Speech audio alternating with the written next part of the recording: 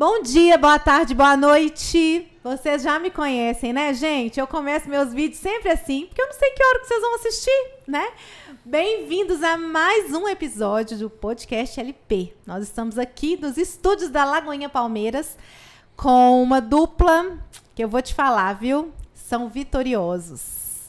E eu vou apresentar para vocês em minutos.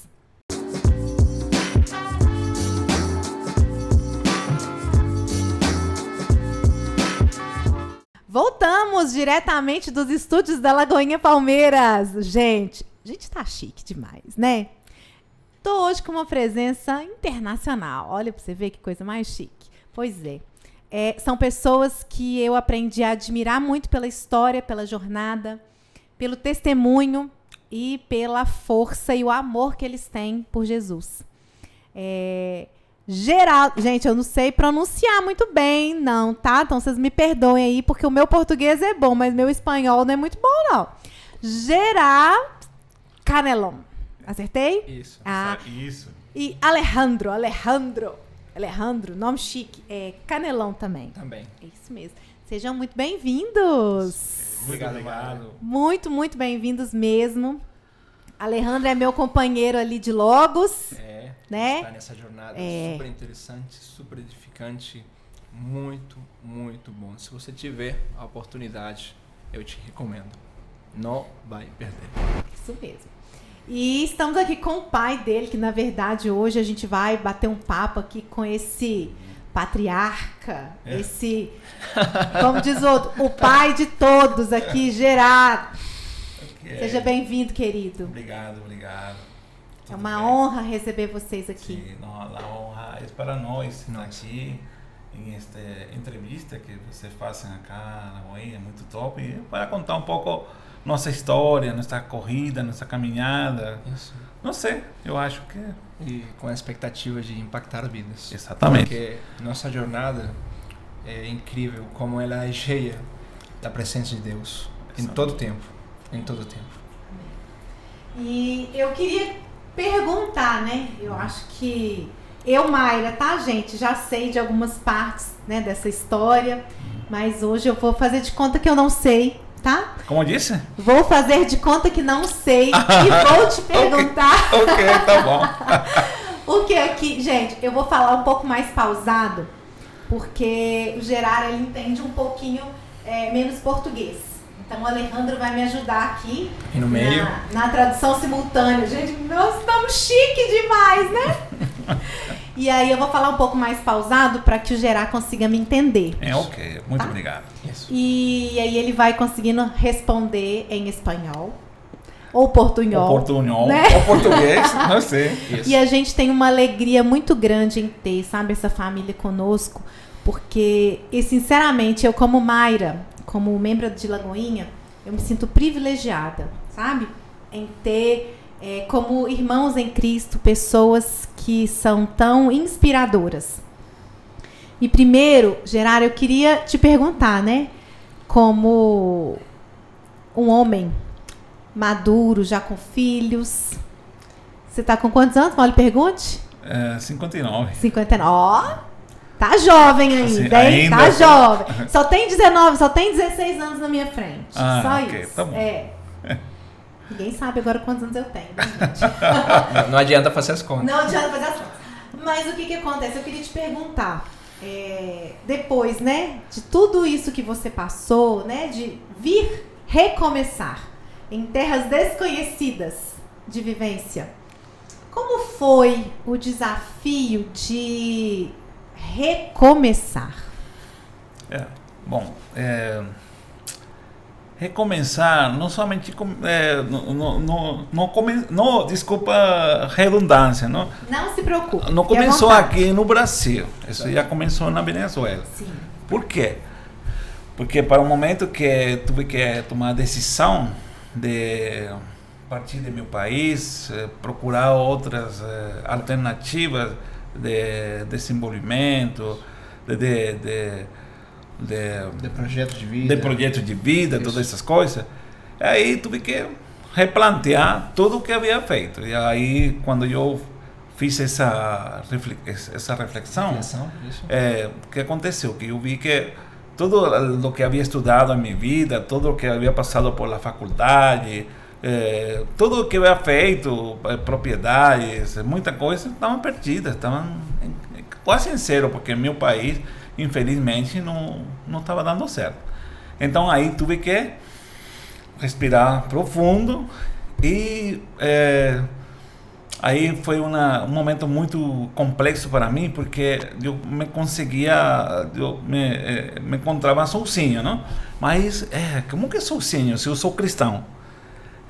Aí foi um alerta, foi uma chamada de atenção para mim mesmo, que um momento, porque eu me sinto assim, eu tenho um Senhor, tem um Deus que eu acho que eu obedeço para Ele, que eu assisto na igreja, para quê? Para sentir medo? Para não sentir-me corajoso? Para não sentir... Não, que isso? Então aí foi esse momento, aí foi que começou tudo. Realmente foi uma revelação. O que a gente está atravessando e o que eu tenho na frente para me guiar. Sim. Porque então aí eu falei, Senhor, você conhece meu coração, você conhece os esforços que é feito, e você conhece minha família, que você me deu para ministrar, para proteger, para guiar, mas agora não sei o que vou fazer, com medo. Então falei com honestidade para ele, tenho medo, não sei o que fazer, eu acho que não vai dar certo, você pode me ajudar? Você pode me orientar? E aí comecei na Venezuela a pesquisar na internet possibilidades. Eu caminhei por todo mundo. Fui a Canadá, fui a... Tudo pela internet. Tudo por internet, a Austrália. E aí eu conhecia... É a facilidade do mundo digital, né? E aí eu conhecia Brasil, porque meu país, a parte de mecânica automotiva, que eu faço de alto padrão, também meu país era guia turístico. E conheço todo o meu país completo, e conheço o norte do Brasil, a cidade de Boa Vista e Manaus. Tive a oportunidade de conhecer. Só para os nossos telespectadores aqui entenderem um pouquinho, você é formado em... Mecânica aeronáutica e mecânica automotiva. Entendi. A nível acadêmico, universitário. Exatamente. Olha que legal, hein? Mecânica aeronáutica, mecânica automotiva. Sim, e lá, essa era uma das coisas que eu estava frustrado, porque eu tinha duas profissões de alto padrão. Sim, eu ganhava, para esse momento eu ganhava bom dinheiro, mas não tinha como comprar. Eu tinha dinheiro no bolso, mas ia a um supermercado e todas as prateleiras vazias. Não havia luz, não havia água, não havia segurança, não havia transporte. Era muito ruim. Então eu falei que o país está descendo. E eu estou descendo. Da crise no país. Sim. Exato.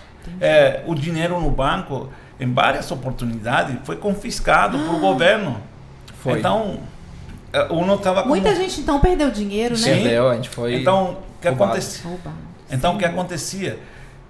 E aí eu parecia um pirata. Eu tinha o dinheiro em casa, debaixo do colchão? Do colchão. E eu falei que escondido em caixa de papelão. Então, aí foi parte dessa reflexão que eu pensei.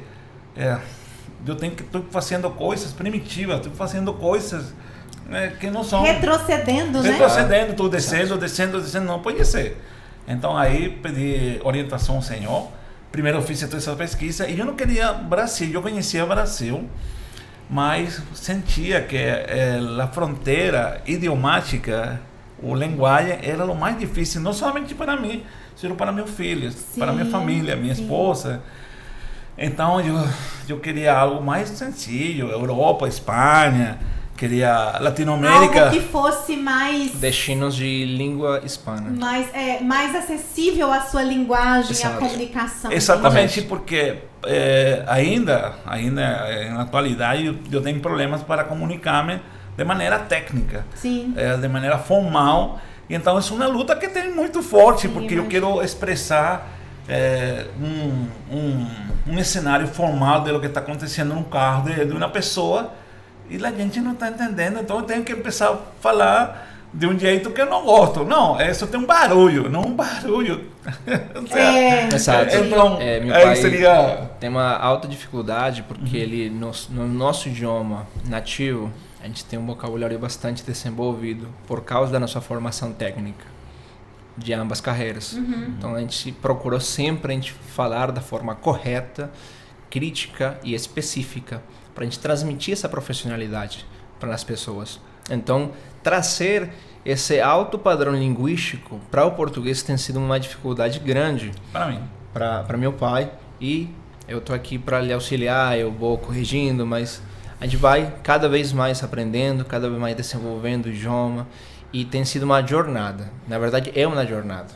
E você, Alejandro, seguiu os seus passos também na carreira? Sim. Os passos, né, do seu pai na carreira? Correto.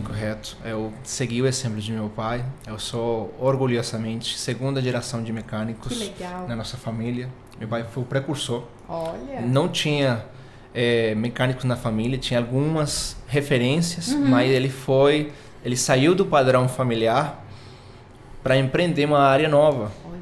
Aí ele fez o maior sucesso graças à sua formação e como ele aplicou esses conhecimentos na praça automotiva, traindo um diferencial. Sim. Então, eu cresci na oficina de meu pai percebendo isso.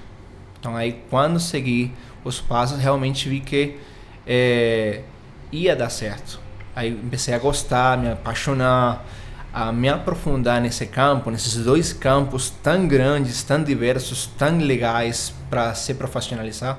Só que na estrutura política, social, econômica que nós estávamos atravessando nesse momento, era inviável poder executar nossas profissões na prática e isso trazer um recurso para a gente.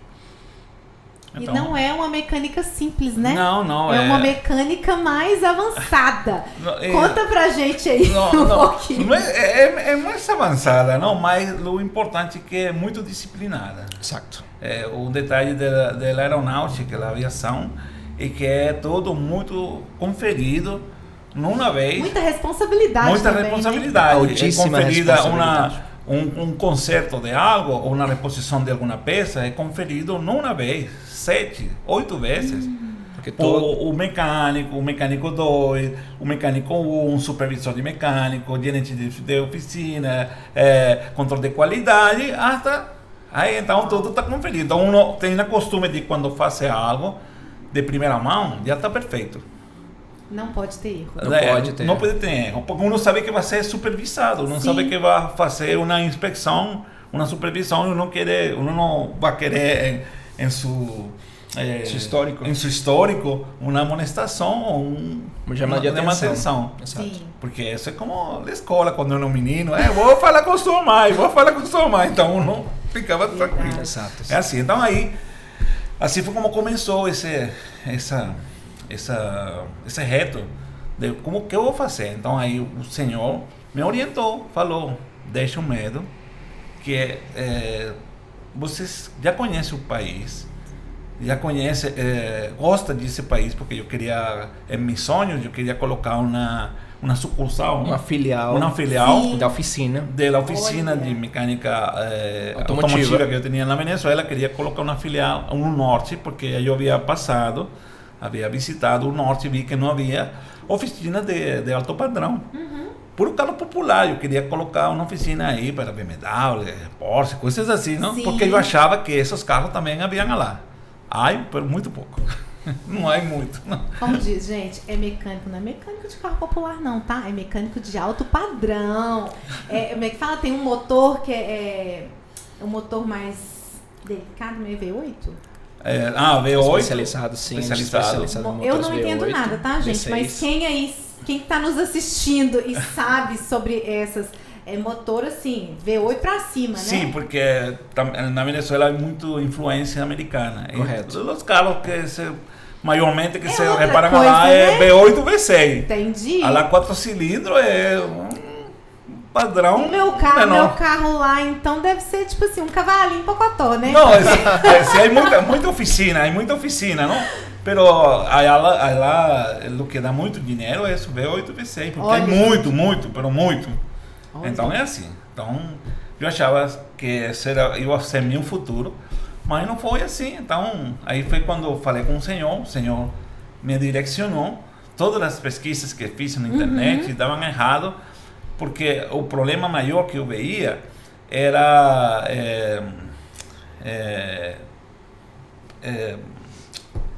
o tema de documentação. Exato, legalidade, legalidade. de Então, documentação. O que acontece? Uma das estratégias que o governo utilizou para, inclusive, atrapalhar esse processo de saída dos venezuelanos foi obstaculizar todos os processos de legalização de documentos. Então, a gente tinha possibilidades reais, mas pela exigência legal, saíam fora de mão. Então, a gente foi afunilando para onde nós conseguimos ir com nossa documentação do jeito que estava em dia, mas era necessário outros processos maiores, mais apurados para a gente passar legalmente. A gente não queria de jeito nenhum passar ilegal, porque a gente já sabe quais são as consequências. Então, a gente se procurou muito por isso. Então, por isso meu pai aprofundou muito na pesquisa que eu consigo fazer com o que a gente tem. Porque não somente era cruzar a fronteira, era a responsabilidade de uma família. Exato. Então não era um jeito de passar como... De qualquer forma. De qualquer jeito, qualquer forma, não. Tem que passar de maneira formal, porque depois se podia haver um problema. Ter problemas, né? De cunho até, às vezes, ser deportação.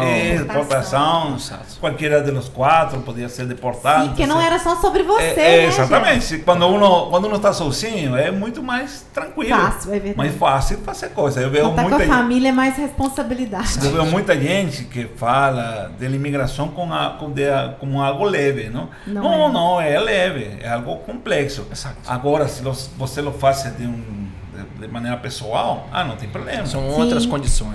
Que não se aplicam para outras condições. Então, foi assim. Então, quando eu consegui o direcionamento do Senhor, que era o Brasil, aí me vi reflejado em la figura de Moisés. Ai, esse Moisés, hein? Aí eu vi, eu tinha dinheiro, afortunadamente, tinha bom dinheiro, tinha carro, mas sentia que o governo da Venezuela estava com uma perseguição. Então, por isso que eu senti... Estava fechando tudo. Sim. Então, aí, eu falei, foi uma inspiração essa imagem, esse passagem de Moisés, porque a fronteira que eu tinha era idiomática, e Moisés tinha uma fronteira de mar. Exatamente. Isso seria uma fronteira muito grande. Isso, né? Muito grande. Muito grande. Então, aí, quando eu comparei minha vida com a de Moisés, eu falei, graças ao Senhor, você sempre falando de um jeito que... Aí, me inspirei, se Moisés fez isso, eu pude aprender idioma. Qual é o medo? Exato. Eu tenho que aprender idioma. Vai com medo mesmo, né? Então, assim fiz. Claro, eu conhecia Boa Vista, eu conhecia pra caramba Boa Vista, aí se fala portunhol, aí não tinha problema. Exato. Aí mas eu não queria ajuda. ficar somente aí, eu queria aprofundar, eu queria... Sim. Porque não era somente de ir como antigamente ia, que levava turista, visita, 1 dia, 2 dias. O maior tempo que eu passei em Manaus foi 1 mês, 30 dias, e foi com um funcionário da Embaixada de Brasil na Venezuela, exato, que me acompanhou em todo esse processo.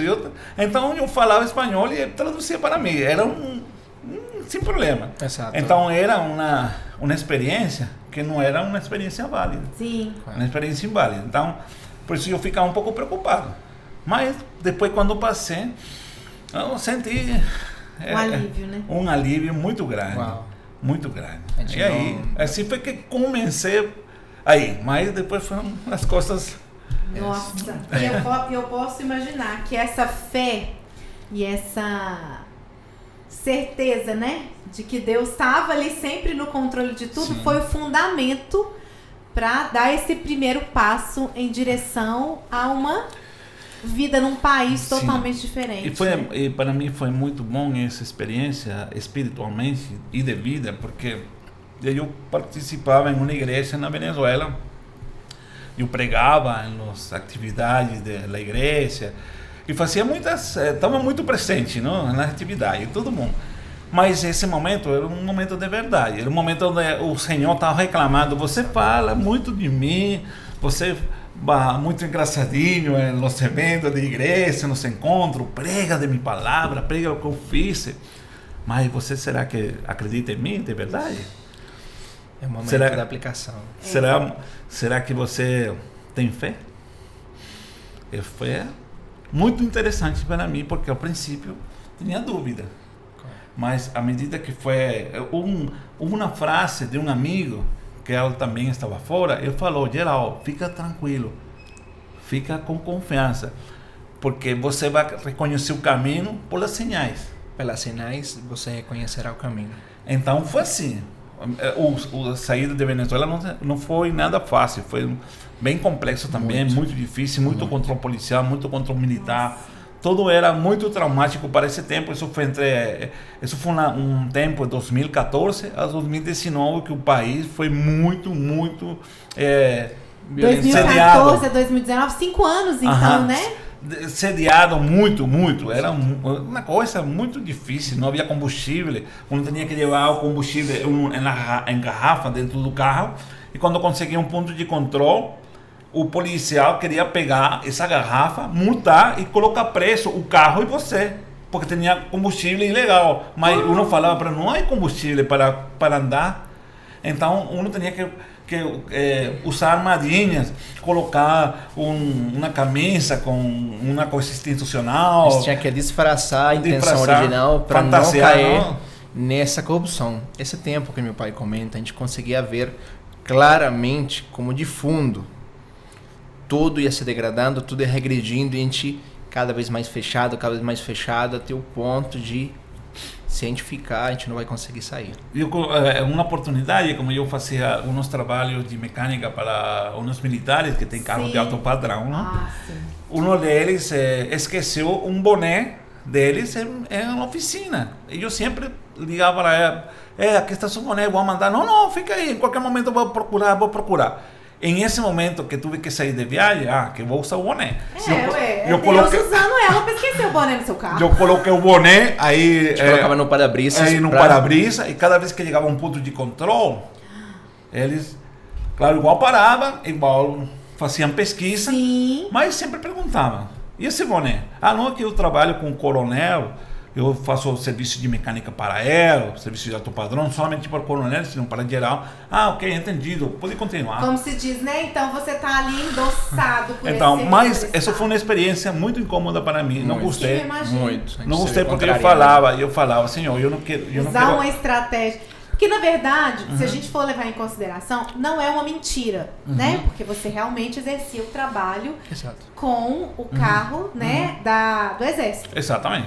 Você só usou essa comunicação no momento que você precisou. Então, como uma emergência para evitar... Mas eu te entendo. Exatamente. Como cristão, né? Eu te entendo. Mas um momento, já para a última vez, que já vim de definitivo para o Brasil, porque foram 4 vezes que tive que tocar fronteira no Brasil, primeiramente para saber... Sozinho ou com família? Com família. Fomos todos. Pessoal, vocês não têm ideia a quantia de detalhes que a nossa história tem.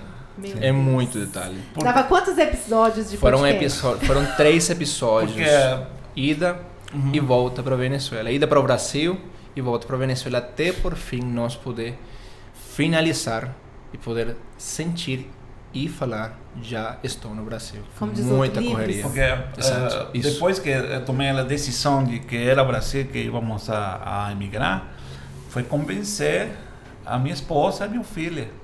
Alejandro convenci rápido, não? Porque ele trabalhava comigo. Exatamente. Ele era parceiro aí na mecânica. Eu também tive um processo pessoal também, onde eu senti essa necessidade, uma experiência pessoal. E quando escutei a ideia de meu pai, não é momento, vamos. Porque para esse tempo, nós estamos em aeronáutica, eu dava aulas allá na faculdade de aeronáutica e eu falava com meus alunos: não há futuro, infelizmente, estou ensinando aeronáutica para você, muita coisa de motores, de avião, mas não há futuro, não há aerolíneas, não há movimento aéreo, não há nada. Não há praça. Então não há praça para... Então, muito frustrante. Eu Tem a chorava. mão de obra, tem os profissionais, mas não tem trabalho. Não tem trabalho. Eu, literalmente, quando dava as aulas, chorava delante deles, porque me quebrantava. Eu falava, estou ensinando para quê? Você dava aula também na faculdade? Sim, mecânica Sim. aeronáutica, sim. Então, além de ser profissional da mecânica, ainda lecionava, era professor. Sim, sim. É uma coisa que amo. Eu gosto demais. Né? A educação está em segredo do sucesso de uma empresa. E você tem essa habilidade para falar, né? E a gente percebe assim, Tem. até comunicando. Sim. Você tem essa. Você sabe, mesmo falando um portunhol, né? A gente sabe, a gente vê que você tem essa facilidade de interagir com as pessoas, né? Essas são coisas que eu agradeço ao Senhor, não? Já depois com um pouco de maturidade, eu aprendi e perguntei por que tem essas habilidades. Eu vi o meu pai é um grande profissional na Venezuela, minha mãe é uma pessoa de muito caráter, mas eram as pessoas que eram tímidas para falar em público. Entendi. Mas foi o Senhor mesmo. O Senhor, aí eu entendi o princípio de frutificar. O Senhor ensina para uno coisas, não? Habilidades, destrezas, muita coisa. Para frutificar, não para que fique somente para você. Exato. O Senhor ensina a você que nos está entrevistando, ensina a equipe aqui de podcast, para frutificar. Ensinou você para falar com nós, a eles ensinou para fazer toda a parte técnica, montagem de câmeras, microfones, toda essa coisa. Eles estão frutificando. Então, cada quem tem uma habilidade dada por o Senhor. Igual a mecânica. Eu falo, eu sou mecânico, mas o Senhor, que quer? Que frutifiquemos a ensinança que Ele nos deu, Exato, com honestidade e capacidade. É assim. Amém. É básico. E isso é muito precioso, né? Essa arte de ensinar. Sim. Né? Eu confesso para vocês que eu aprendo mais do que ensino. Porque eu aprendo muito quando as pessoas falam comigo. Eu tô aqui comunicando, eu tô aqui realmente, né, interagindo com as pessoas, conversando, mas eu aprendo muito com cada história, sabe? Sim. E tem pesquisas, né, que falam que quanto mais a gente ensina, a gente aprende. Eu sempre pido ao Senhor, eu aprendi há muitos anos de que uno tem que ter um espírito de aprendizagem. Sim. Aunque uno conheça, mas uno tem que ter esse espírito, um espírito novo, um espírito tranquilo de... Exato. Humilde para receber esse conhecimento que vem de volta. E me conta uma coisa, como que foi a sua chegada aqui na Lagoinha Palmeiras? Como que saiu de Boa Vista e veio chegar em Belo Horizonte? Ok. Essa é outra história. É outra história. Essa é outra mas história. vai falar. Vou tratar de comprimir o máximo. Sim, não? também. Porque Muitos detalhes. quando nós chegamos a Boa Vista, eu procurei trabalho lá, e por ser uma cidade muito pequena e um estado muito pequeno, infelizmente esquecido um pouco por governo central, Sim. tem uma quantidade de limitações. Eles uma cidade muito bonita, muito organizada, Bem planejada, Sim. Não, eu não conheço Boa bem Vista. limpinha, parece um parque. Isso. Parece um parque. Pesquisem no Google para vocês vão ver como é que a demarcação das ruas, a estrutura está bem definida. Muito legal. A gente Olha. gostou muito. Toda a rua fica no centro. Eles têm uma Você praça está central. perdido, qualquer parte, empieza a andar reto e chega ao centro. Olha, você vê tudo muito bem estruturado. Assim, exatamente. Então, eu gostava dessa cidade quando estava na Venezuela, porque eu havia visitado, eu gostava, igual de Manaus, mas gostava mais de Boa Vista, porque ficava perto do meu país, né? Claro. Então, aí tive 8 meses, aí alugamos uma casa muito bonita, e aí tivemos 8 meses passando trabalho, porque não conseguia trabalho. Foram 8 Então, meses de luta, de sim, busca, todo- de entrega. Todo o dinheiro o modesto dinheiro que havia podido arrumar para fazer a imigração se desvaneceu em minhas mãos, Sim. porque todo era pagando aluguel, comida, e lá há uma característica que a energia é muito cara. Sério? É tão cara como o aluguel. Se você paga de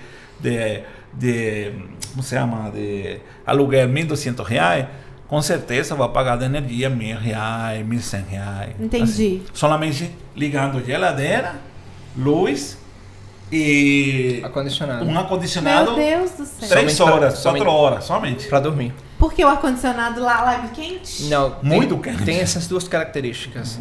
O local é extremamente quente, muito quente. E Boa Vista, ele não tem a capacidade de gerar energia própria. Então eles dependem da queima de diesel para gerar energia. Inclusive, até algumas áreas da cidade compartilham instalações elétricas com a Venezuela. Então eles têm muito imposto sobrecarregado na conta de energia. Entendi. Então isso aí foi um choque que desestabilizou a gente naquele momento. Um amigo lá que conhecemos nos mostrou e ele falava desses R$1.000 de energia, R$100 era somente, R$150 era de energia. De energia mesmo. E tudo mais era por imposto. Nossa Deus. Então era para mim muito difícil, senhor, era complicado, mas vivíamos muito bem, uma casa muito bonita, um bairro muito legal, muito top, tudo perfeito, mas me vi desesperado, não consegui emprego, minha esposa também não conseguiu emprego, somente meu filho era que conseguiu a escola para terminar seu ensino médio.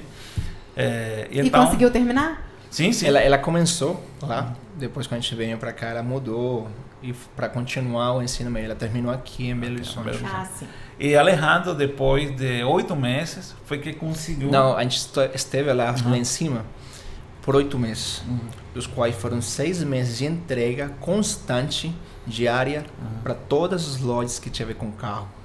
Concessionária, oficina, lanternagem, pintura, tudo. Todo mundo não conhecia. Tinha 3 e 4 currículos da gente. Então, depois de todo esse tempo, só no 6º mês, eu consegui uma vaga. Mesmo assim, uma empresa muito boa. Mesmo assim, a oferta salarial não dava para sustentar a família era toda. muito baixo Era daquilo muito baixo. que era necessário naquele momento. Podia ser até uma oferta interessante se já nós tivéssemos complementado com outros ingressos familiares. Sim. Mas como era único, eu entrei, mas sabendo que não ia ser suficiente. Aí vem o desespero de meu pai. Entendi. Então aí fui à Polícia Federal, porque eles têm um programa de acolhida, os jesuítas também têm um programa de acolhida, e pedi orientação, porque eu pensava, eu sou profissional, eu fui à faculdade, eu me formei, eu lutei durante 37 anos de minha vida. Certo. Para... Não cheguei aqui ontem, né? Então agora não vou ficar aí na rua limpando o vidro, não porque seja denigrante, Sim, sino que simplesmente eu me preparei para isso. Sim, tem mais perfeitamente. capacidade para alcançar mais coisas. Então fui aí à Polícia Federal, me fui uniformado com um uniforme bem top que tenho de mecânica, com minha documentação, minha envelope, Exato. com todas as minhas coisas, e aí falei. E aí um militar aí foi quem me orientou, tem que procurar ajuda de um padre de los jesuítas, que ele está fazendo interiorização. Me entrevistei com ele entendeu a situação e me ofereceu primeiramente Porto Velho. Mas eu pesquisei por internet que era Porto Velho e não, eu falei, desculpa, é bom, agradeço a sua ajuda, mas Porto Velho é igual que Boa Vista, não tem as mesmas condições. Mesma condição, está muito longe. Cidade pequena, pouco desenvolvida. Então, entenda que eu conheço de mecânica, eu conheço... Gente, ninguém lá tem um V8. Não, eu falei... Aonde que eu vou trabalhar? Socorro! Então eu falei, eu faço reparo de carros de alta padrão, gama, BMW, Porsche, Corvette, Mustang, assim. Então ele... Há um trabalho para diesel. Não, também não trabalho diesel, não gosto de trabalhar nessa diesel. área. Então ele falou, deixa eu ver que... Então falou com os militares novamente da Força Aérea, assim. E eles falaram, tem uma vaga para São Paulo, porque é um programa de interiorização. Entendi. Então, quando me ofereceram São Paulo, eu fiquei com medo. Por quê? Porque há 5 anos, agora meio falo português. Falo um pouquinho português. E de sair de Boa Vista para São Paulo, Boa Vista é pequeno, São Paulo é gigante. Exato. Sim, e já me haviam falado aí mesmo em Boa Vista, na fronteira, que São Paulo era um espaço muito competitivo. Correto. Então eu fiquei com medo, vou chegar aí. Como, né? Como se era complicado. Então eu falei, desculpa, não quero ser ingrato, mas preciso. Vamos ser reais, sim, né? então aí ele reconheceu sua situação migrante. sem dominar o idioma, sem patrimônio, Exatamente. Não tem em quebra, Aham. o São Paulo vai me atropelar. Exatamente. Não tenho condições para ir para o São Paulo. Sim, então, sim. então eu falei, não sei, se não, vou ver o que fazendo, não? Então aí um militar da Força Aérea, ele escutou a história, pediu documentação, pesquisou, você é um profissional. Eles pesquisam até o seu DNA. Eu tinha todas as minhas habilitações a dia, tudo, a faculdade e tudo, eu vi, não, sim, Belo Horizonte é bom. Aí é muito BMW, me falou, muito Mercedes, muito carro assim. Belo Horizonte é bom. É uma capital muito boa, muito movimento, é assim. Então, aí peguei um bom da Força Aérea com 62 migrantes também venezuelanos, 62, não, 86. Um avião com 62 pessoas? 86 O avião da venezuelanos. FAB, eles vieram com aquele avião de carga do exército. Do exército. Super confortável, né?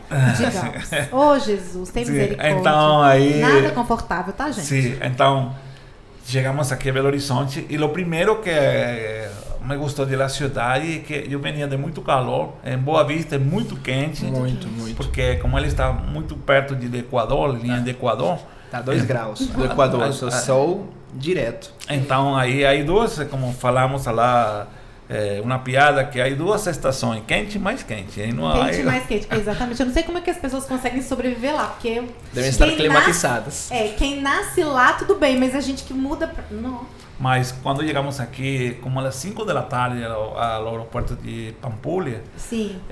eu fiquei feliz porque o clima foi em junho e o clima era frio. Agradabilíssimo. Foi o primeiro que falei. Primeiramente, de graças a Deus, chorei quando o avião pousou. Imagino. Chorei e falei com Deus, graças por trazer-me para cá. E quando saí do avião, eu parecia doido, eu com minha bagagem, graças Senhor, graças que está assim uma cidade fria, que graças, mas isso mudou depois.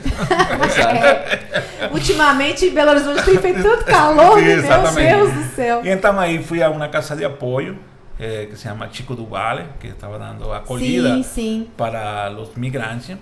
E eu fiquei com muito medo, porque eu venia de uma cidade que era todo muito plano, uno podia andar todo dia sem problema. Exato, a gente conseguia se trasladar de pé, sem recursos, com bastante facilidade. Cidade pequena, plana, sem morro, então a gente podia fazer um mapeamento. E aqui totalmente diferente. Então, grande, uma capital bastante grande. Tudo longe. Muito longe. Morro, Cheio de morro. Cheio de morro. Eu quando montei... Isso que você não foi no meu bairro, tá? Sim, aí quando pegamos o ônibus da Força Armada, que fuimos para o comando que está aí em La Haya Gabalia, fuimos para jantar lá, saímos do ônibus, colocamos no autobús e nos levaram para lá.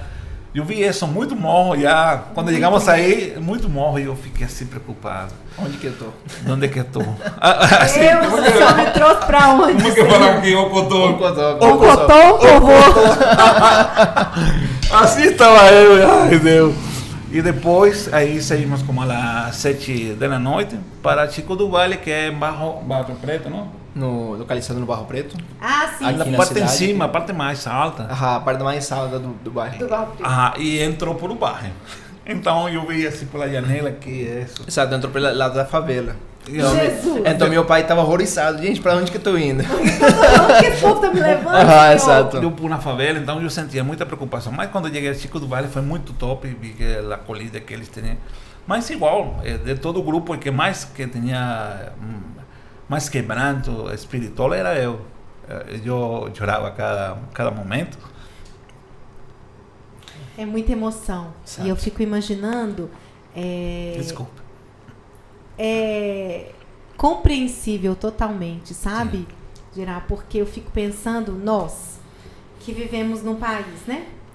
Que temos, com dificuldade, mas temos.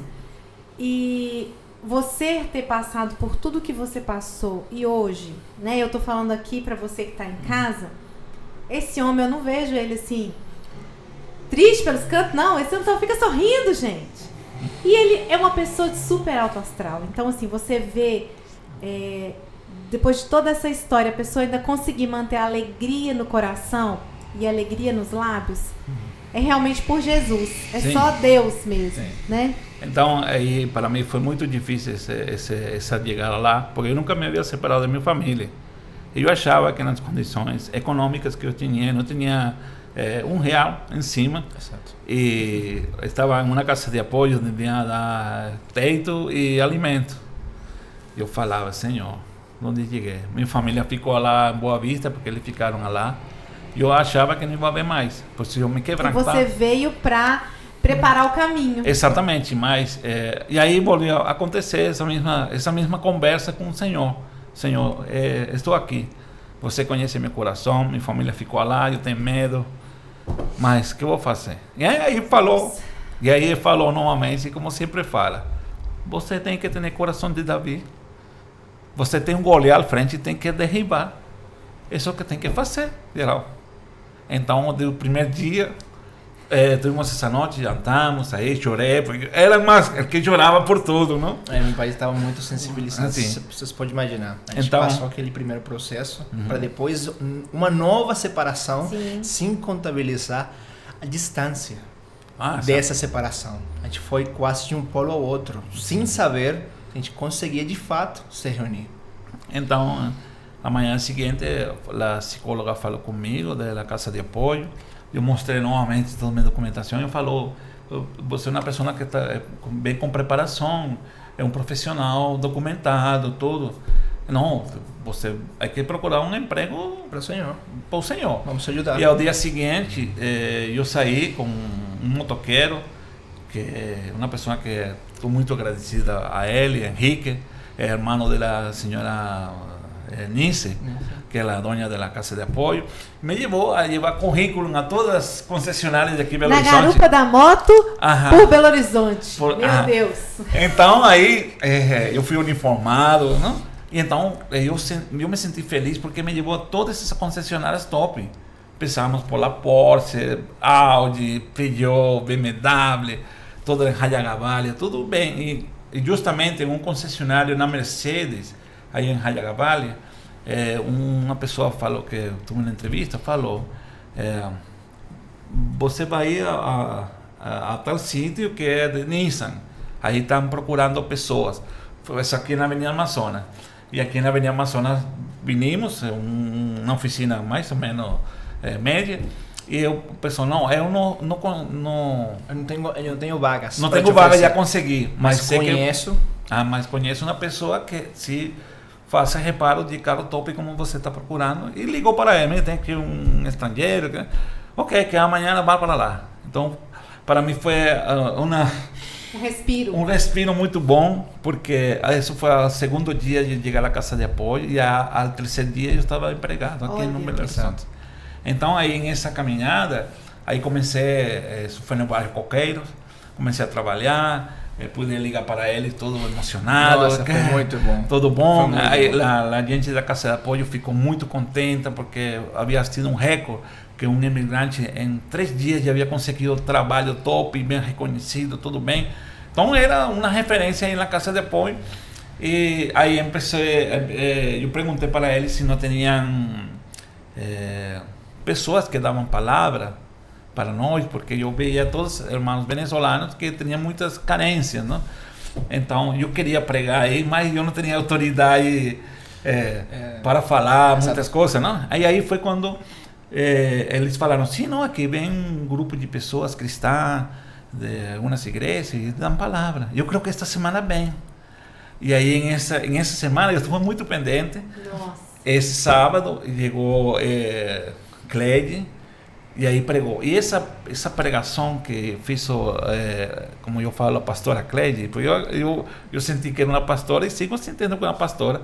Foi muito bom porque eu estava triste igual, já tinha emprego, já havia falado com eles, mas eu sentia que ainda estava muito longe de O mim. coração ainda estava Aham.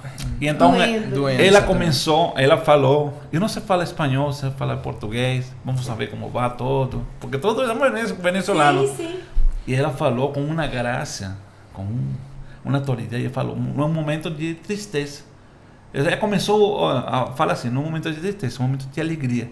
Você está vivo, está em uma casa, com teto, com comida, estamos aqui com vocês, o Senhor está cuidando de você. Aí não parei de chorar. Foi a sua resposta, né? Exato. Foi a resposta que as orações precisavam naquele momento. Então, assim, essa caminhada eu posso testemunhar com muita propriedade o Cristo que eu sigo, o Cristo que eu acredito, é um Cristo real, é um Cristo vivo. Sim. É um Cristo vivo, porque através, por isso que eu discuto, cobro, será? Meu pai cobra e reclama de como está sendo levado o cristianismo. Sim, sim. Então, porque muita gente, irmãos dentro das igrejas, sempre de fala... qualquer maneira. Sim, e sempre fala, não me veas a mim, vê o Cristo, vê o Senhor, não me veas a mim, eu vou ser uma pessoa que vai cometer erro, vai errar, vai fazer muita coisa que não é correta.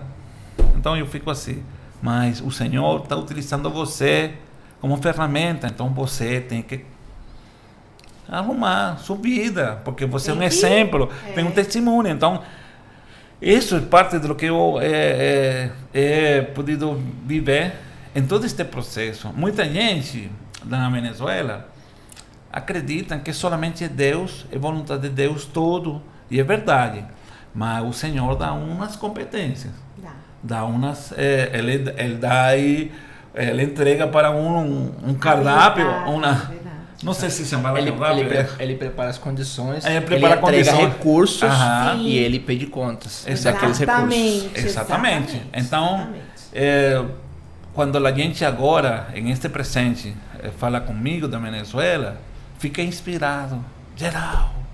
É um ato de fé. Então, e eles são pessoas que conhecem muito mais pela palavra que eu. Mais aprofundados. Tem muito mais anos na igreja, mas estão suportando todos os abusos que esse governo está fazendo lá e ficam tão fracassados. Então, eu falo ainda com eles, você tem que parar de aí, tem que andar. O Senhor que você conhece é o mesmo que me traz para cá, é o mesmo. É isso que eu ia te perguntar. Você ainda tem contato com pessoas? Vocês têm família lá na Venezuela?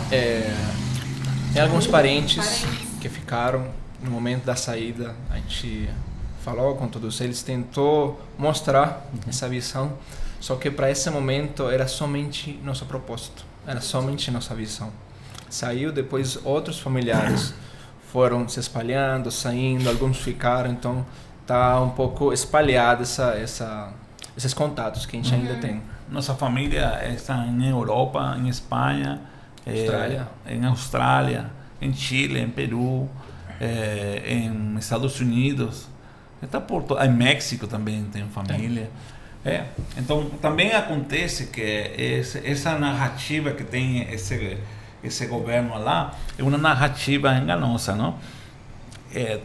Cada ano que passa há uma eleição. Nós temos. Cada ano que passa fica pior, vamos dizer. Não, mas é uma eleição. Exato. Não, você não está de acordo com o que está acontecendo, que eu estou fazendo no governo, tranquilo, vamos a esta eleição este ano, a final de ano, tudo vai mudar, você vai poder colocar o candidato ou a figura que você vai ajudar, e a gente acredita nisso e vuelve a cair, porque eles têm todo um cronograma feito para isso, né? Então, infelizmente é assim. E eu penso assim, sabe, essa jornada, né, ela não é só isso que vocês contaram, é muito mais coisa. Sim, mas aqui a gente não dá tempo de dar detalhes. Exatamente. Mas eu vejo assim, que... E aí quando vocês vieram para cá, vocês foram, né, acolhidos pela casa de apoio, aí trouxe a sua família, né, ou seja, os desafios eles não param. Não param. E como que vocês conseguem manter esse sorriso, sabe? E essa alegria? Eu vou falar, será uma paz que sobrepassa todo entendimento, será? É assim. É sobre isso. Sim, porque hemos passado para a data atual, hemos passado situações muito difíceis, não somente econômica, laboral, que fueron, en su momento, fueron superadas. O no, bueno, sí han sido superadas, mas não ha sido optimizadas. Exato, não? em etapas pontuais a gente tem superado, mas o desafio ainda continua, Sim. continua presente. Sim, sim. Porque ainda não tem a oficina que eu tanto sonho, oficina que eu tinha na Venezuela. Há muitas coisas que ainda estão perdidas, as coisas materiais também não he podido recuperar. Muitas coisas ficaram na Venezuela, perdidas já. Exato, sem chance de recuperar. E outras coisas que estão lá guardadas, esperando que eu pueda fazer um dinheiro aqui para poder trazer. É mais difícil, mas o mais difícil foi que, infelizmente, em 2023, minha esposa faleceu. Exato. Ano passado. Passamos 2022 juntos. Foi 31 de dezembro muito perfeito. Uma pessoa com um sorriso maior que nós, com uma alegria maior que nós, com uma atitude melhor que nós. Ela era a que impulsava sempre esse ânimo, esse entusiasmo, tanta coisa. E infelizmente ela foi diagnosticada em finais de janeiro de um câncer de pâncreas muito violento, muito agressivo. E, infelizmente, ela estuvo internada em fevereiro e o 21 de março de 2023 faleceu. Foi um impacto muito forte, foi uma... É difícil. E aí, para mim, foi um momento bem complexo. Mas eu aprendi muito dela. Ela você que pergunta como fazemos com essa sonrisa, eu acho que ela nos ensinou ainda mais de ter esse sorriso, porque quando ela foi diagnosticada de câncer, que foram informados meus meninos primeiro. Exato. Eu recebi a informação depois de um procedimento diagnóstico, um exame feito. Aí eu recebi uma ligação. Aí já fico preocupado. Aí o pessoal preparou o cenário e lançou o diagnóstico. Um golpe muito duro. E eu olhei assim para Alisson. Como a gente vai falar com ela? Ela me perguntou como é que a gente vai falar. Com a boca, a gente tem que informar ela tem que saber. Ela tá no seu direito. Eles falaram por telefone comigo, nesse mesmo momento, pai, minha mãe tem isso. Nossa. Eu muito corajoso, saí para o banheiro a chorar. Não aguentava, ela estava em casa comigo, então eu me limpei, tá? Ela não sabia nada. Eu falei, ela tinha dolor nesse momento, vamos acostar tranquilo, tomar remédio. Os muchachos estão de volta, tranquilo. E apenas meus filhos entraram na casa e ela perguntou, o que tem? E eles... Mulher já sabe essas coisas, né? Ainda mais mãe lê filho, né? Então, ela não tem como esconder. Não tem como então eles falaram, você tem um câncer. E ela ficou assim, ficou assim. A reação dela desarmou toda a expectativa ruim que nós poderíamos ter de como ela ia reagir. Ela realmente desarmou a gente com aquela resposta madura, ciente do que estava acontecendo, mas sem se preocupar assim, com aquilo. Com muita maturidade. Eu fiquei primeiramente assombrado. E depois o processo de tratamento, tudo isso, com muita maturidade. Eu ficava na oficina com Alejandro e Alisson, que nesse tempo trabalhava com nós na oficina. Ela abandonou a oficina para acompanhar. Aí conseguimos apoio de gente maravilhosa que nos emprestou um carro, nos emprestou dinheiro, entenderam muito bem, clientes da oficina. Exato, facilitaram contatos para nos aproximar daquele encaminhamento que nós precisávamos para mamãe entrar numa clínica especializada. Para ter o tratamento necessário. Então, para mim, o escape foi o trabalho. Eu pedi ao Senhor, eu quero trabalhar. Então, eu ficava concentrado, mas quando terminava o trabalho, era a verdade. Eu sabia que o resultado não ia ser bom. Não porque, como discuti com algumas pessoas cristãs, que falavam, se é vontade do Senhor, eu entendo que pode ser vontade do Senhor, mas eu tenho direito de orar. Eu tenho direito de sentir tristeza. Sim, claro. Porque eu sou de carne e osso. Claro. E a gente fala essa questão aí de, né, eu sou muito clara nas minhas palavras, às vezes eu sou até mal interpretada, que eu falo assim, gente, sou crente, mas espera aí, eu sou de carne e osso, eu tenho sentimentos, eu tenho emoções, eu não nego a minha fé, mas eu sinto. Sim. Né? Se eu chutar o pé de alguma coisa, vai doer. Exatamente. Né? Igual eu também perdi um familiar meu em fevereiro desse ano. E eu realmente... Sabe quando você perde as suas forças? Eu falei, gente, hoje eu perdi as minhas forças. Sabe? E tem sido um caminho muito difícil desde então. Sim. Porque era uma pessoa muito próxima, sabe? Muito dentro da gente, sabe? Muito... Importante, sim. Sabe? Muito. Uma pessoa realmente insubstituível, né? Porque as pessoas são insubstituíveis, né? Sim. E ele é uma pessoa... Ninguém vai tomar o lugar que ele ocupou na minha vida, exatamente, na vida da minha mãe, da minha família. É irmão da minha mãe. E é uma pessoa insubstituível. E é o que eu ia te falar. Essa dor de perder alguém que a gente ama é muito difícil, né? É uma dor que vai nos acompanhar. Mas eu acredito e eu, né, tenho sido consolada pelo Espírito Santo a cada dia com a esperança de que vou me reencontrar com essa pessoa, sim, na glória. E eu acho que é isso que, por momentos, me traz essa paz, sim, sabe? E me traz essas memórias dos momentos que eu tive. E ontem, engraçado, eu tava conversando com meu filho, e meu filho disse assim, nossa mamãe, esse chinelo é igual da minha avó. Eu falei, esse chinelo era do Tibebete, que era do meu tio. E aí ele falou assim, mamãe, e aí o Heitor falando, mamãe, o Tibebete nunca vai sair da nossa vida, né? Eu falei, não vai. Não, de alguma forma. Não vai. Sabe, porque sempre vão ter características, sempre vão ter situações. Lembranças. E lembranças, porque eu sempre digo que o amor, ele nunca morre. Nunca. Sim. Né? Sim. E a saudade é a representação do amor que fica. Sim, é assim. Sabe? Então esse amor, né, que a sua esposa representa na sua vida, que a sua mãe representa, ele nunca vai embora, né? Essa saudade, ela vai ser alimentada pelo amor, né? E essas lembranças, eu acho que elas é que nos move. E a certeza de que nós não somos pertencentes daqui, nós somos seres que vamos nos encontrar um dia na glória com o Senhor. Sim. Há algo que aconteceu particularmente em nossa casa, que ela saiu de casa um dia para um exame, mas nunca voltou. Ficou aí no hospital internada durante X tempo, não? Sim.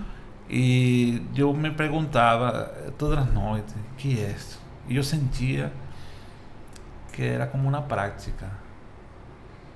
E aí comecei a agradecer a ela e agradecer ao Senhor. Senhor, se você está fazendo isto para nos acostumar, tá bom, já me estou acostumando, mas é ruim. É muito triste, mas se pode superar. Então estou entendendo que eu estou à frente agora de tudo, do amor, do carinho, de acompanhamento, de tanta coisa. Um sacerdócio a quadrado. Exato, sacerdócio quadrado. Já tem uma responsabilidade bem mais outra. Exatamente. A ocupar as costas. E me deu muita tranquilidade, porque quando nós íamos ao hospital, ela estuvo no Odeilão. Não, ela esteve no Luxemburgo, desculpa. Luxemburgo, um ótimo hospital. Sim. Ótimo hospital. Ela tinha uma paz tranquila. Sim. Ela estava tranquila, com dor. Ela estava sendo medicada com morfina. Sim. Cada 2 horas, imagina a dor. O dor. Ela estava tranquila, com esperança, e ela falou para mim, não, que seja a vontade de Deus. Se é momento de partir, eu estou pronto. Eu conheço a ele. Ela falava assim. Então, eu sempre estava aí firme delante dela, nunca chorei delante dela para não atrapalhar seu estado de saúde. Mas eu sempre sério, assim, tranquilo. Ela estamos esperando para que faça um bolo, ela cozinhava muito bem. Então, assim, Mas quando recebemos notícia foi muito ruim, foi muito triste. Mas entendi isso. Isso foi um legado que ela deixou. O Senhor vai preparando o processo, o estado, e foi outra forma de ver a presença do Senhor em nossa família. Porque o que acontece? Muitas vezes se pode interpretar que isso é uma situação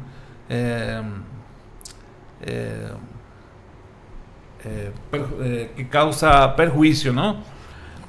Mas eu acho que do jeito que foi o melhor. Sim. Porque a ela vimos inteira, nós a vimos sofrendo. Exato. Não foi mais traumático do que poderia ser Sim, feito. sim, não sim. modificou seu estado de fisionomia. Entendi. Nada. Foi Entendi. muito violento. E depois vi na reflexão que eu falei com o pastor Welder quando ele esteve em casa, ele nos foi apoiar o dia do sepultamento, e eu falei, eu sei que a tranquilidade que temos traspassa todo entendimento, não? Por isso é a paz que ela nos deixou. Exato. Ela já estava experimentando. Ela já estava Na sua experimentando pele, a sua situação, a sua vida. No seu final, ela já estava experimentando. Esse versículo que nós lemos e até então a gente não compreende, mas ela já estava vivendo aquilo. Amém. E ela passou isso para a gente. E graças a esse fato, essa aplicação da palavra de Deus que nós procuramos todos os dias na vida dela, todos nós fomos ministrados para suportar, entender e ter esperança que sim, Amém. um dia nós vamos encontrar com ela. Amém. Então, e aí, nesse processo incômodo e triste, aprendi uma máxima. Nos ensinam a viver, mas não nos ensinam a morrer. E também aprendi que todos que somos cristãos falamos que a eternidade é top, que a eternidade é legal, que a eternidade é bom, que ao lado do Senhor é perfeito. Então, eu mudei a tristeza por comemorar. Sim. Em esse momento eu entendi, eu tenho momentos de tristeza ainda. Somos seres humanos, né? E quando comemoro, sei que elas estão... Somos seres humanamente limitados, por mais que somos seres espirituais e queremos entender essa verdade do Espírito, queremos, né? E nos treinamos todos os dias. Justamente isso que você fala, chegou para mim uns meses atrás, onde eu entendi uma coisa muito legal. Nós que estamos no Logos, nós estamos capacitando. Sim. É interessante como aqueles mistérios que nós lemos, não sabemos interpretar, escapam da nossa imaginação, da nossa mente humana. Eu falei, mamãe, você já está por dentro disso tudo, presencialmente, desfrutando e usufruindo disso tudo. Que incrível. É verdade. Como, infelizmente, uno é de carne e osso, uno não tem em mente, a mente de uno é finita. Exato. Sim, totalmente. Por isso que uno fica ruim, chorando, entristecido, mas é momento de comemorar. Ela está em um lugar melhor, É verdade. está tranquila. E isso, a esperança, a minha idade, eu tenho agora 59, eu acho que não vou morrer ainda, tem muitos anos de vida, mas tenho esperança que eu vou reencontrar com ela. Amém. Não tem problema por isso. Então são coisas que, para mais assim, isso foi uma parte da imigração. E depois, para complicar um pouco mais as coisas, como imigrante, minha filha, há 2 meses, ficou doente. Exato. Por depressão, mas ela estava com nós aí na oficina e tudo isso, mas depressão tomou conta dela e adoeceu, não se fala? Você fala assim, adoeceu? Sim, esse evento teve obviamente prejuízos e efeitos em cada um de nós, da forma particular e pessoal de cada um. Sim. Só que a gente percebeu que quem estava muito mais afetado era a Alisson. Então começou com essa parte mental, sentimental. Eu não posso sequer imaginar. Mamãe era minha figura feminina, mas eu sou homem, eu tenho meu pai. Então não quero imaginar a sensação e a falta que a Alisson tem como referência feminina na vida dela, sendo mulher. Então, aí eu E posso sendo muito entender. Então, esse estado levou ela a piorar muito sua saúde física, onde nós ficamos muito preocupados. A gente tentou afastar ela para melhorar, só que isso foi, infelizmente, evoluindo. E nós, sem ter recursos, sem ter comentários, palavras, experiências, vida, porque a gente é homem, a gente é todo posto. Então, era uma frustração muito grande que nós estamos passando nesse momento. E é um vazio. Vazio. Eu falo como mulher, né? Eu tenho a minha mãe, graças a Deus, comigo. Ótimo. E eu penso assim, eu tento treinar a minha mente. Porque nós somos finitos. Né? Sim. E eu tento treinar justamente porque eu sei que ninguém sabe a hora que é chamada a sua senha, né? E eu me coloco no lugar de Alisson e realmente não deve ser fácil, Não tem né? como. E a gente realmente precisa ter esse... a gente precisa ter essa sensibilidade, né? Que bom que vocês tiveram essa sensibilidade de olhar por ela, de cuidar dela. Alisson tem quantos anos? Está com 22 anos. 22 anos, 22 né? É uma anos. jovem. Uma jovem. Né? É uma jovem que ainda tem uma jornada, ainda tem tantos sonhos a ser realizados, Tem muitos, né? tem muitos. Ainda tem tantos planos, tantas coisas a se cumprir na vida dela. Sim. E eu desejo, espero e oro que realmente ela se recupere breve. Alisson, se você estiver me assistindo aí, um beijo pra você. Quero poder te conhecer pessoalmente. Isso. Ainda não tive essa oportunidade, mas eu quero poder te abraçar, viu? E conte comigo. Mesmo ainda não te conhecendo pessoalmente, já aprendi a admirar a sua vida. E de verdade, né? A gente precisa se aproximar das pessoas, né? A gente precisa se conectar às pessoas, porque às vezes muitos de nós estão realmente passando por luto. Mas não luto de pessoas que se foram, mas de sonhos que se não realizaram. Sim. Né? Porque o luto, ele existe várias formas, né? Existe um luto de uma pessoa que se foi, de um amor que se foi, mas também existe um luto de um sonho que não se realizou, Exatamente. um luto de um filho que não se teve, Também. de um marido que não se teve. Então existem várias formas de se ter um luto. Então, o mais importante disso tudo é como nós vamos vencer esse luto, né? Como nós vamos vencer essa parte dolorosa das nossas vidas, né? Tem aqueles que perdem a sua mãe, que perdem os seus pais. A gente viu agora, né? A gente tem acompanhado em Rio Grande do Sul como as pessoas ali, é um luto de sonhos, né? Sim. De perderem casas, perderem famílias. Um luto muito grande, um luto geral, que a gente não consegue imaginar. Não consegue mensurar, né? E a nossa única esperança é o Senhor. Eu acho que para todos esses sentimentos vazios, de né? dor, todos esses vazios emocionais, eu acho que só o Senhor tem a porção que vai nos preencher. Nenhuma palavra que eu disser para você, Alejandro, para você, Gerard, para você, Alisson, para todos os nossos irmãos de Rio Grande do Sul, nenhuma das minhas palavras vai alcançar o coração de vocês, né? A única coisa que vai alcançar é a graça misericordiosa do amor de Deus. Um encontro. O único encontro, Exato. né? E eu tenho certeza que Deus, ele vai trazer esse renovo, essa esperança, essa alegria. Eu peço a Deus, falo, Senhor, me dá doses homeopáticas de alegria. Homeopática. Porque, né? Doses homeopáticas é aquelas doses todos os dias. Senhor, me dá doses homeopáticas de alegria. Porque é isso que a gente precisa na nossa vida. A gente enfrenta tantos desafios, né? Tantos desafios na nossa vida, na nossa jornada. Vocês enfrentando, né? Essa jornada de recomeço num país diferente, com pessoas que estão sendo famílias de vocês. Eu falo que amigos são a família que a gente escolhe, né? Então, assim, tantas pessoas, porque a família de vocês estão em outros lugares, em outros países.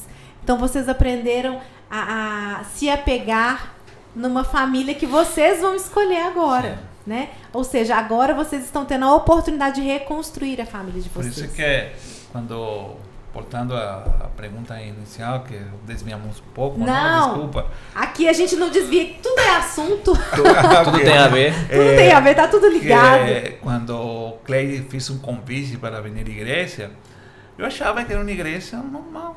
Como as igrejas que eu conheci em Boa Vista, porque conheci muitas igrejas, não muitas, várias igrejas em Boa Vista. E então, igreja normal, não? Mas quando eu conheci aqui Palmeiras, eu vim de noite. A igreja da Parede Preta? Exatamente. La iglesia. La iglesia de Pared Negra, ¿sabes? Ajá. La fachada, ¿no? Ah, exato. Quando entrei, foi tão top, porque se parece muito a igreja onde nós estamos na Venezuela. Sério? Que legal. O padrão Sim. como o templo está construído, Aham. está bem organizado, bem formado. Sim. Foi uma associação direta. Que legal, uma Gente, sensação de acolhida, né? Me sinto em casa. Ai, que bom, A igreja que ótimo ouvir que isso. Da Venezuela é maior, não? Aham, Maior. sim, sim. Mas aqui tem câmaras, tem tela. Tem mídia, né? Tem mídia. Exato. É digital. Que é a Tem nossa área, nosso banda, ministério. tem banda com bateria, violão, Isso. tem cantante, tem luzes. Assim era na Venezuela. Que E quando legal, eu entrei aqui, gente. eu gostei. E o primeiro que vi, quando entrei, foi a Câmara Central sozinha. Eu falo, tá aí um Aí, cinegrafista. ó, faltou. E eles hoje atuam aqui na igreja, aqui no Ministério Lagoinha Palmeiras. E Alisson também. Na mídia, né? Na Aham. mídia, junto Na com a Alisson, a mídia. gente tem um time onde a gente Alisson participa. também tá no corte. A gente participa desde que é o momento que nós entramos. Porque nós Que entramos, legal. pessoal, vocês Entraram de precisam. coração, né? Exato, pessoal, vocês precisam são pessoas. Então, E eu tô aqui. Eu tô Eis-me pra aqui, você. Senhor. Eis-me aqui. ele aqui. E o Senhor enviou vocês lá de Venezuela pra cá, hein? Sim, Sim. então. Olha, Sim. realmente. Então passaram aí, eu vim esse culto essa noite, mas por longe que eu moro, não moro perto de aquela igreja, mas era impossível venir. Mas eu sempre falava com minha esposa, tem que conhecer essa igreja, tem que conhecer essa igreja. Quando ela chegou, ao tempo tivemos há 2 anos, tivemos a oportunidade de conhecer a igreja. Exato. E ela Teve- gostou demais. Teve ela encontro da Cleide com meu pai, porque eles trocaram contato, mas a situação que nós estamos vivendo de entrada em Belo Horizonte novamente também foram muito desafiadoras. A gente difícil. estava precisando também se dedicar a nos reestabilizar novamente, até poder andar com esse processo novamente. E por coisas de Deus, não tem outra explicação, veio o reencontro da Cleide com meu pai. Que legal, E aí olha. foi onde de fato nós conhecemos a igreja. Cleide e foi um desde então- instrumento aí de Foi, Deus foi, na vida de foi mesmo. vocês, né? Foi mesmo. Exatamente. Estou muito agradecida dela por apresentar sua família, primeiramente, Sim. família aqui de Lagoinha. Aí, então, foi top, não? E gostamos demais. Minha esposa gostava demais da igreja, gostava demais. Olha pra você Ela ver. queria formar parte de grupo voluntariado, mas não deu tempo, infelizmente. E vocês estão aqui na Lagoinha há quanto tempo? E a gente vai fazer já quase 2 anos. 2 anos. Sem perceber. Sem perceber, Sem exatamente. E tem pouco tempo que a gente se conhece, né? Acho Sim, que foi porque- esse ano que nós nos conhecemos assim, não foi? Exato, dentro do Logos, Porque- a gente teve mais do contato, mais próximo. Claro, porque infelizmente como ainda não tem carro e moro muito longe, então é muito difícil venir. Sim, Então, o deslocamento é complicado. Então, quando venho a servir, para mim eu poderia servir todo dia. Todo dia. Não Pode. tem problema, porque como eu gosto de ensinar, Sim. eu sempre fico frustrado com o Alejandro. Se eu tiver carro, eu ensinar a gente da mídia aí a Tivesse fazer que várias ligar a coisas. PM, tem aqui 2 caras que não querem sair. Você tira eles daqui. Então, sempre ha sido minha intenção, porque o tema de servir é uma questão de aqui. Exato. Nós entendemos de forma bem baseada, bem internalizada, o que representa e o que significa o serviço a Deus. Então, Exatamente. isso foi muito bem estabelecido nas nossas vidas e nós entendemos Isso é um rema para nós. a Amém. importância de aquilo. Então, por isso a gente tem esse fervor. Exato. Tá faltando pessoas, estou aqui, mas vamos fazer, vamos Claro, porque realizar. a ideia é, através do nosso trabalho, através dessas transmissões, alcançar mais pessoas Sim. que não conhecem Deus. Exatamente. Então eu sempre falo, não é pregar para a gente que conhece a Deus, isso não é o trabalho. O trabalho é pregar para a gente que não conhece a E Deus. não conhece a Deus, exatamente. Então, nós que o Senhor deu habilidades, destrezas, conhecimento, estamos na obrigação de frutificar. E um dos propósitos, né, e iniciais do podcast realmente é isso. Isso. É levar a palavra de Deus de uma forma testemunhal Exatamente. a outras pessoas. Porque aqui a gente não prega, né? Aqui a gente fala de vidas, de salvação, de histórias, mas, ou seja, fala Tem da gente palavra de carne de e Deus. osso. É Exato. gente, A gente como fala- diz outro, de carne e osso, emoção, Aí né? tá. Vivências, Vivência. justamente. A gente compartilha nossa história e a gente deve compartilhar nossa história porque nós achamos que a gente é o único no mundo e não, Claro. a gente de fato é, mas tem milhões de pessoas passando pela mesma situação e seu testemunho de vida não tem ideia quanto alcance pode ter para muitas pessoas. Então seja um instrumento de Deus. Amém. E por isso eu sempre falo, eu acho que é muito bom pregar a palavra de Deus, mas também é muito bom, paralelamente, dar testemunho Demonstrar. dessa palavra. É verdade. Demonstrar. Concordo Mostrar. com vocês. Então, eu sempre, quando fazia as atividades lá na igreja, os encontros que fazíamos, um momento melhor de conversão das pessoas que não conheciam Cristo, um momento de testemunha. Nossa. A gente, É enriquecedor, né? a gente estava todo um dia em atividade nesse programa, não?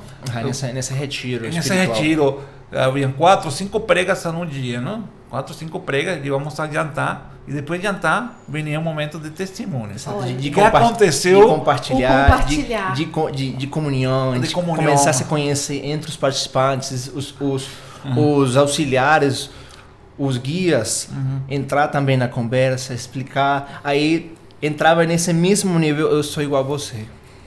Exatamente. Então a gente, quando essas pessoas que estão conhecendo Cristo por primeira vez, que estavam pretendendo conhecer a Cristo Estava por primeira iniciando vez, esses caminhos. eles tal. eles escutaram a palavra. Ah, tá bom, essa é a palavra da Bíblia, eu he escutado isso. Mas quando escutavam o testemunho do líder, Exatamente. o testemunho do parceiro que estava aí com ele igual, já, pronto, É verdade. é-me aqui, envia-me a mim. É sobre isso. É né? assim, então eu acho que é isso. Por isso que eu gosto desse movimento cristão desse jeito. Sim. É bom A procurar gente cresce espiritualmente, cresce como pessoa, como ser humano, né? Com Mas as experiências. eu acho que as atividades recreativas com prega são muito boas. Sim.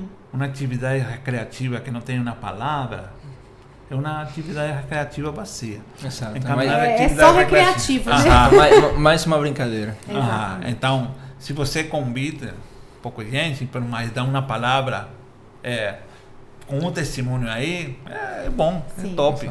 Agora eu vou fazer uma pergunta, assim, para um quebra-gelo, pra gente pros momentos finais, porque eu vou falar com vocês, tá? Se eu pudesse, eu ficava aqui até meia-noite mesmo pra gente conversar. Tem não muita tem coisa pra problema. Não é? conversar. Tem muita coisa pra contar. Muita coisa. Mas eu queria saber, nessa jornada inteira, o que foi a coisa assim que te deixou mais feliz, Gerard?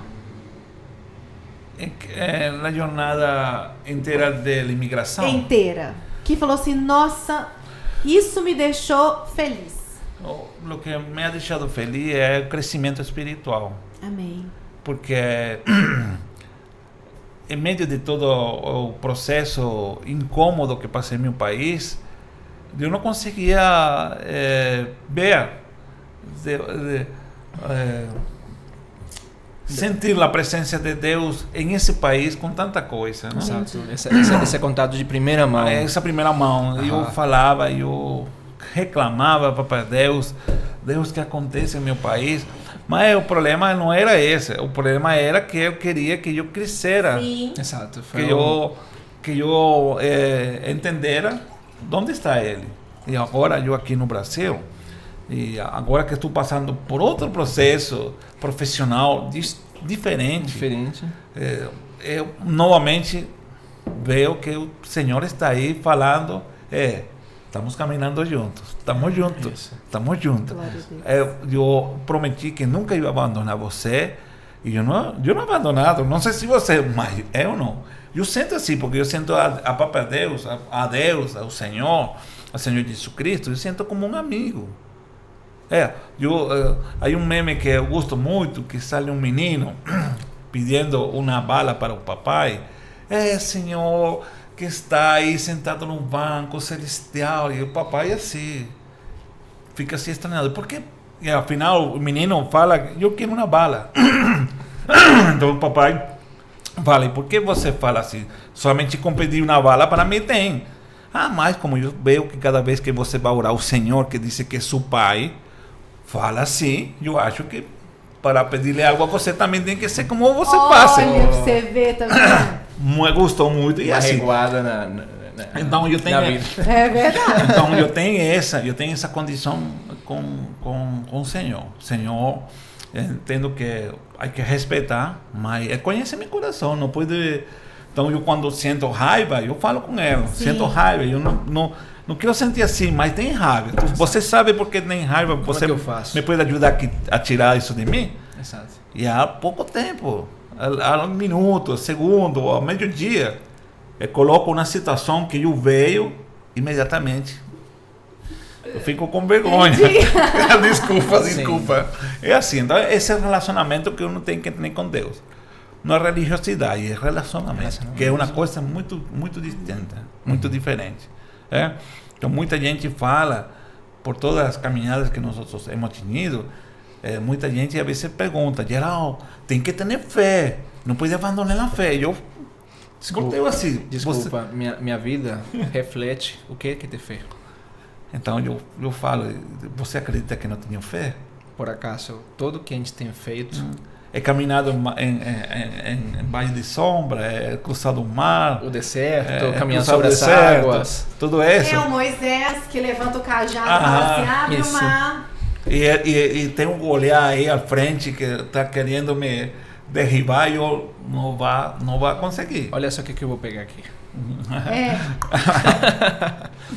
Complementando a ideia de meu pai, eu também analiso, né? Porque é constante essa pergunta. Claro. É constante e entende o que é normal.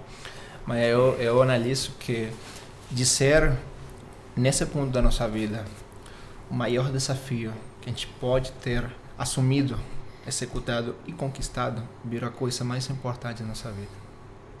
Porque a gente entrou em uma etapa onde todo aquele conhecimento, todas aquelas palavras, toda aquela escrita que cada um tem na sua casa, tivemos que de fato aplicar. Então é impossível a gente refletir em todo esse processo e não ver milagres e a mão de Deus visualmente agindo na nossa frente. Então Amém. Isso tem sido um antes e depois na nossa trajetória. Amém. Então com certeza de ser uma coisa que a gente pensa, nossa, que triste, não. Isso agora é o evento e o fato mais importante da nossa vida, porque isso nos catapultou, Deus nos catapultou a experimentar coisas novas, que necessariamente dependem da nossa aplicação, do que a gente aprende dele. Eu na Venezuela aprendi algo de um irmão cristão que eu falava que somos filhos de um rei. Mas eu escutava muito porque ele falava muito, somos filhos do rei, somos filhos do rei. Mas acá no Brasil, eu falo assim, sou filho do rei. Como que então eu sou príncipe. Pronto? Príncipe, pronto. Pronto, então como príncipe, uno tem que ter uma atitude, não arrogante. Exatamente. Sino uma atitude de identidade. Exatamente, um posicionamento. Posicionamento. Se eu sou filho de uma pessoa que é grande, então eu vou fazer coisas importantes. Eu não posso fazer coisas mínimas. Sim. E essa gente é uma caminhada um pouco complexa, porque a gente acha que não é humilde, não é questão de humildade. Não é questão de humildade. Então eu faço uma pesquisa, Sim. faço uma avaliação. Se eu estudei isto, eu me capacitei para isto, tenho esta experiência, por que eu vou ter medo de procurar uma posição profissional melhor? Sim. Então tem que lutar, tem que Exatamente. fazer. Então aí, juntando todas essas coisas, aí tem essa atitude agora de principado. Em uma palavra. Nossa, que desafio, hein? Isso é muito bom. Esse é bom. Eu faço... Resume pra mim. Tá ótima. Em uma palavra. Aham. Toda a sua jornada, Gerardo. Até agora. Sabedoria. He tenido que ter muita sabedoria. Respirei fundo aqui agora, porque Sim. impactou. He tenido que ter muita sabedoria porque na Venezuela eu tinha dinheiro, muito. E era muito bom, uma pessoa muito próspera, com uma oficina grandona, 25 vagas, 8 carros, motos, tudo. E tudo isso acabou. Acabou. Então o Senhor, em esse tempo que tudo isso acabou, eu somente pedia ao Senhor, vou entrar a outro país, onde não tem dinheiro, e como fala a sua palavra, eu preciso de sabedoria, e se pode, dá-me sua graça, porque não tem graça, eu sou venezuelano, não sei falar bem, mas eu preciso de sua graça, mas sua sabedoria, para saber de que jeito tem que fazer aqui, para não somente ter sucessos, a nível comercial e profissional, sino a nível familiar e para poder me relacionar com a gente. Sim.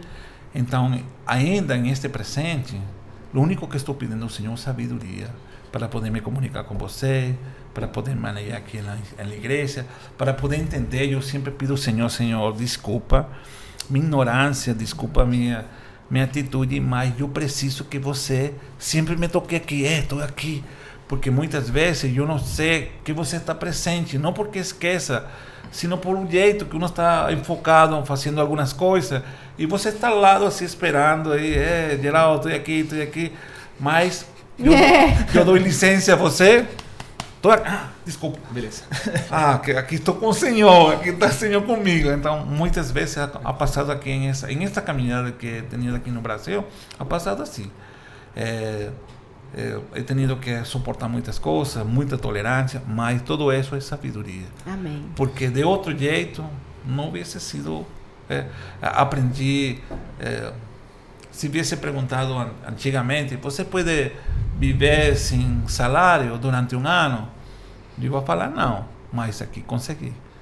O ano passado eu estuve todo um ano sem salário, a favor de sacar para frente minha oficina, e eu me sacrifiquei. Eu não vou cobrar salário. Isso é sabedoria que vindo de alto. O Senhor falou para mim: Sim. Pode fazer essas coisas que eu vou sustentar. De algum jeito eu vou procurar. Mas é o momento de que tem que procurar agora meu sustento. É verdade. Alejandro, você é um jovem, Isso. né? E para um jovem a gente sabe que é muito desafiador certas coisas, Sim. né? A ausência familiar, ausência às vezes de amigos, né? Importante, mas Financeiro também. também é né? necessário. Mas em uma palavra, o que você me diz da sua jornada até hoje? Uau. Todo este processo de formação dentro do Logos tem me deixado um pouco mais sensível.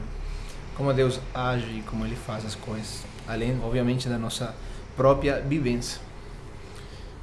Eu poderia, como jovem, sendo que hoje não sou nem na metade do que era lá atrás. A gente vai evoluindo, a gente vai mudando. E a palavra que poderia definir o meu processo é coragem. Uau! Deus colocou uma pessoa para me guiar. E eu, como filho, tenho que confiar. Como eu digo que é confiar. Meu pai é sacerdote, ele é o sumo pontífice da minha casa. Ele recebeu o direcionamento, o mínimo que eu posso fazer, ele acompanhar, encoraja. Tem que fazer, tem que fazer. Vamos para frente, vamos para frente. Tem que sacrificar, temos que sacrificar. Temos que sair para frente, vamos. Vai ser duro, vai ser difícil, mas se Deus está te guiando, eu estou aqui do seu lado. Amém. Estou aqui do seu lado. Então, muitas vezes, nós como jovens queremos viver esse papel. A gente não é sensível que tem pessoas que Deus qualifica para nos levar nesses lugares que a gente quer. A gente tem que ser sensível e ter a coragem de seguir em fé. E olha só onde nós estamos. Graças ao discernimento que meu pai recebeu naquela hora, a sabedoria que ele precisou para plantear e executar. O mínimo que eu poderia ser era ter a coragem de acompanhar. Amém. Como eu falo? Que... Uau! Eu tô sem palavras. Desculpa, eu falo Meu que... Deus. É muito amor entre um pai e um filho, hein? na vida hay conquista, não? Igual quando não vai conquistar a namorada. Você já conhece desse negócio? E a gente que não está escutando também conhece desse negócio, não? Já sabe. E não é fácil. Não é fácil. Uno a vezes tem que caminhar para poder guardar para o sorvete. Então uno camina longe, mas consiga compartilhar o sorvete. Muitas vezes tem que buscar cair bem ao sogro, ao futuro sogro. Agradar o entorno primeiro. Então, é uma caminhada que não é fácil. Sim. Mas como uno tem um objetivo, uno tem um foco que vai fazer. Eu quero essa mulher para a minha vida, quero essa menina, quero esse menino, quero esse homem para a minha vida. Uno conquista, igual é a vida. O que está falando o Alejandro é assim. Ele tem que ter coragem para conquistar o que ele quer. É verdade. É assim. E igual que um jogo de futebol, que aqui isso é o máximo, o jogo de futebol não se conquista todo mundo sem suar, sem cair, sem que saque cartão amarelo, cartão vermelho. É muito suado, fedorento, como é que fala? Com o joelho ralado, sujo. Exato. Mas quando conseguem a Copa, tudo isso queda esquecido. E queda esquece, tudo aí você compensado. Tira foto suado, fedorento. E queda compensado. Então igual é assim nessa caminhada, agora é assim. Por agora, estamos felizes porque é uma conquista que a Alisson retornara com nós à casa. Eu achava que a Alisson podia morrer, porque eu veia que ela estava muito mais mal que sua mãe. Sua mãe morreu sorrindo, mas a Alisson... Então, tinha o fator emocional, sim, né? Ela estava muito mal e estavam muito... Os valores internos... Signos vitais estavam muito baixos, muito sim. próximo de falecer. Eu achava mais. Eu agora comemoro e celebro e tudo isso é uma conquista. É verdade. Que causou dor, causou llanto, causou choro, causou esforço, saudade, causou muita coisa. Mas é uma conquista. Agora temos que preservar essa conquista. Igual situação que agora estamos vivendo profissional e econômica, é uma luta que eu tenho, é um golear que vou derribar pronto. Exato. E é uma conquista que eu quero fazer. É assim, para aí que lutar. Hay que lutar. Porque o Senhor não quer em seu exército gente cobarde. Não. Sim. Ele quer gente com esse espírito de Davi. Eu falo muito bem de Davi. Eu não conhecia Davi, mas conheci por essa escritura. Mas é assim. Sim. Que é gente que é com inspiração. Porque Davi não tinha treinamento. Davi não tinha musculatura. Não, nenhuma. Davi, não Davi tem nem tamanho. Nem tamanho tinha. Davi o que tinha era inspiração e sabedoria. Ele sabia que ele havia leído, ele havia percebido que o Senhor estava com ele. Então, por que tem que ter medo? É assim. Essa é a mesma atitude que tem eu. Amém. Meninos é porque gerar ainda é jovem, né? Eu tenho 59, mas sinto de 20. Exatamente. Queria agradecer demais a presença de vocês aqui, agradecer o privilégio de vocês poderem compartilhar um pedaço da história de vocês. Obrigado. Comigo, com todo mundo, sim, né? Isso. Como diz outro, com toda a população, a gente não sabe nem quem vai assistir. Exatamente.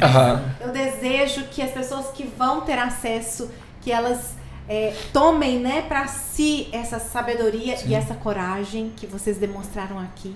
E toda a jornada de vocês é cheia disso, né? Eu desejo de verdade que o Senhor, Ele vá à frente de vocês, assim como Ele tem feito, e aplane os caminhos para que vocês passem a pés enxutos, assim como fez com Moisés. E eu desejo que o Senhor, Ele realize no tempo oportuno o desejo do coração de vocês, de Alisson, e que a vida de vocês seja completa, feliz e realizada. De verdade, é o desejo do meu coração. Viu? Amém. Que vocês tenham aí boas notícias, né? Que vocês tenham aí uma ótima jornada, um ótimo ano, porque eu sei que Deus ainda tem planos maravilhosos para vocês. Tem. Amém? Com certeza. Para você que está em casa, eu quero que você aproveite esse momento, né, para refletir aí sobre a sua vida, refletir sobre as suas lutas, sobre os seus desafios e encarar tudo com sabedoria e coragem. Com essas duas palavras que nós tiramos a lição de hoje. E que você seja abençoado pela história encorajadora desses dois meninos, desses dois homens de Deus que estão aqui comigo hoje. E que eu desejo de verdade que a sua semana seja abençoada, seja cheia de Deus, cheia de força, de sabedoria, de coragem. E que você seja abençoado por Deus. Sua semana seja extraordinária. Viu? Com a presença de Deus todos os dias. Não se esqueça de nos seguir nas redes sociais, se você tiver alguma pergunta, alguma sugestão e de alguma forma queira abençoar a vida dos nossos irmãos que estão aqui nessa jornada brasileira. Exato, né? Fique à vontade, nos acione aqui pelas redes sociais, pelo Instagram do podcast, Instagram da Lagoinha Palmeiras. Eles têm uma jornada incrível e ainda muitos desafios com a língua, com os desafios de vidas, né, que são de outro país, aqui se instalando em um novo país, viu? Que Deus abençoe sua vida. Sinta-se à vontade em abençoá-los, tá? Com as suas orações e o que você desejar. Nos acione aqui no podcast, @Lagoinha Palmeiras também e as notificações aqui, hein? Não vai perder o próximo episódio, não. Que Deus te abençoe, boa semana e até lá. Tchau, tchau, gente. Um beijo. Fui!